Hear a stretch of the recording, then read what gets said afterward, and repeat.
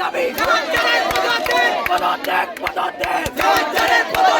আমি কে তুমি কে আমাদের দাবি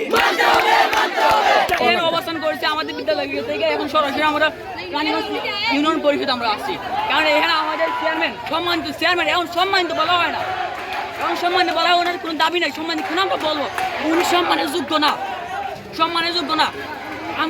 আমাদের আন্দোলনে কেন উনি আমাদের বাধা দেয়? বাংলাদেশের প্রধান মিনিস্টার অনেকে বাধা দিয়েছে। এখন আপনাদের দাবি কি, এক কথায় বলেন? আমাদের দাবি হলো এই চেয়ারম্যান আমরা চাই না,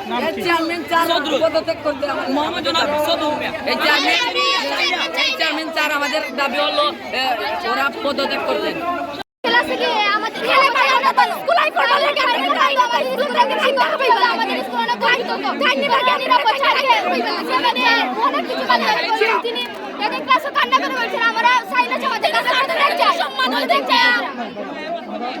নিয়ে তাদেরকে দিয়ে পরিষ্কার করায়, যে ময়লাগুলো আছে মাঠের মধ্যে এগুলো পরিষ্কার করে, একটু ভুল করছে বলে আমাদের অনুষ্ঠান কর্মসূচি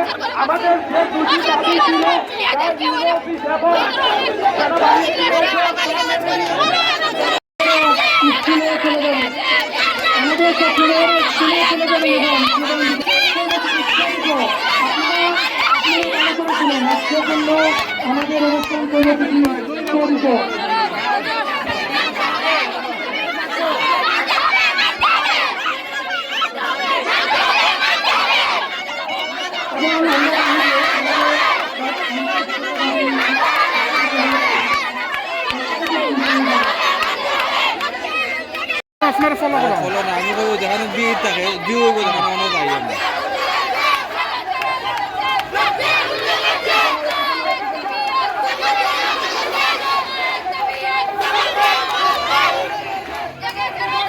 স্যার আমাকে ফোন দিয়েছিলেন কমিটির অভিভাবক সদস্য হিসাবে। উনি বলছেন যে আপনাদের যে দাবি ওনারা গুরুত্ব সহকারে উপলব্ধি করবেন, বুঝবেন এবং দাবির পক্ষে কাজ করবেন। এই যেহেতু আমাদের স্কুল খোলা, স্কুলে যারা আছে ছাত্রছাত্রী যারা এখন আন্দোলনে আছেন ক্লাসে যাওয়ার জন্য, এবং আগামী পরশুদিন 10টার সময় ইউনো অফিসে সেনাবাহিনীর অফিসার থাকবেন, ইউনো স্যার থাকবেন এবং আপনারা আন্দোলনরত শিক্ষার্থীর প্রতিনিধি থাকবেন এবং আমরা কমিটির সদস্যরা থাকবো। এবং আপনাদের যত দাবি দেওয়া আছে, যে বিষয়টা নিয়ে যে পদত্যাগটা নিয়ে আপনারা এখানে আন্দোলন করতেছেন, এটা আপনারা সুষ্ঠু সুন্দর ওনারা একটা পরিবেশ করে দিবেন এবং এটা সুন্দর একটা রেজাল্ট পাবেন, ওনারা আমাকে আশ্বাস দিচ্ছেন। যেহেতু আমি এই কমিটির সদস্য হিসাবে উনি আমাকে বলছেন, তো আপনারা